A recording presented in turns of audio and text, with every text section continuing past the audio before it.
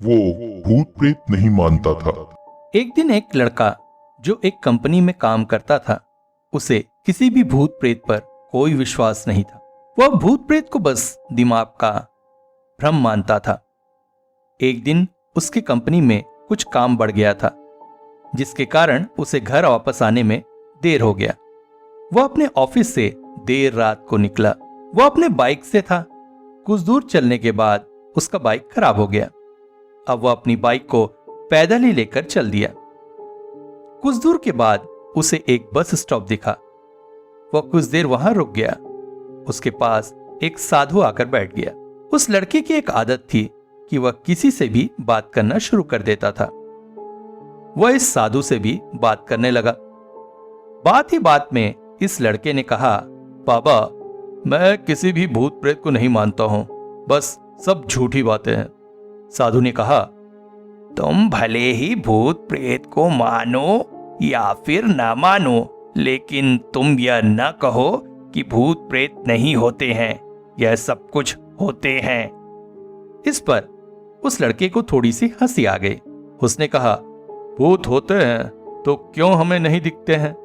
क्या आप मुझे अभी कोई भूत दिखा सकते हैं? साधु को लग गया कि अब इसे जरूर ही भूत दिखाना होगा। साधु ने लड़के को शमशान घाट की ओर चलने को कहा। फिर क्या था, वह दोनों चल दिए। कुछ देर बाद वह शमशान घाट पहुंच गए। शमशान घाट में अभी कुछ लाशें जल रही थी। साधु ने उसको एक ऐसे स्थान पर बैठाया जहां कुछ समय पहले ही लाश जली थी। साधु ने जमीन में एक लोहे का कील गाड़ दिया। उसमें एक सफेद धागा बांध दिया। इस धागे का अंतिम डोर लड़के को पकड़ने को कहा। अब उस लड़के को हद से ज्यादा डर लग रहा था। उसकी सांसें तेज हो रही थी। इसके साथ ही उसके हाथ पैर भी कांप रहे थे। फिर भी उसने धागे को पकड़ लिया।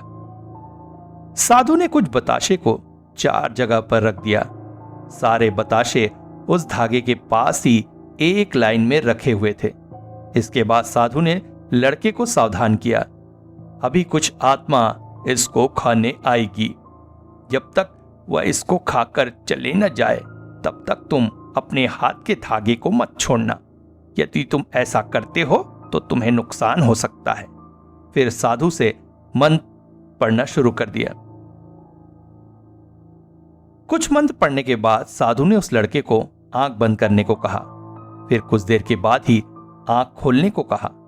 जब उस लड़के ने आंख खोला तो वह जो देख रहा था उसे उसके ऊपर विश्वास नहीं हो रहा था। वास्तव में वहां पर 4 आत्मा थी जो कि बताशों को खा रही थी। लेकिन जब उसने यह देखा कि उसके पड़ोस में रहने वाले व्यक्ति की आत्मा भी वहां है, जो कुछ ही दिन पहले ही मर गए थे, तो उसके हाथ से धागा छूट गया। अब वहां पर वह साधु भी नहीं था। वह लड़का तेजी से शमशान घाट से अपने घर की ओर भागने लगा। जब वह अपने घर की ओर जा रहा था तो उसे पीछे से कोई उसका नाम लेकर बुला रहा था। उसको पीछे से कई तरह की आवाजें आ रही थी। उस लड़के ने पीछे मुड़कर नहीं देखा। अपने घर जाने के बाद उसने यह सब कुछ अपने माता पिता से बताया। फिर वह अपने कमरे में सो गया। अगले दिन उसकी आंख उसी शमशान घाट में खुली और उसी स्थान पर जहां पर उसने आत्मा को देखा हुआ था। इसके बाद वह दिमागी तौर पर बीमार रहने लगा।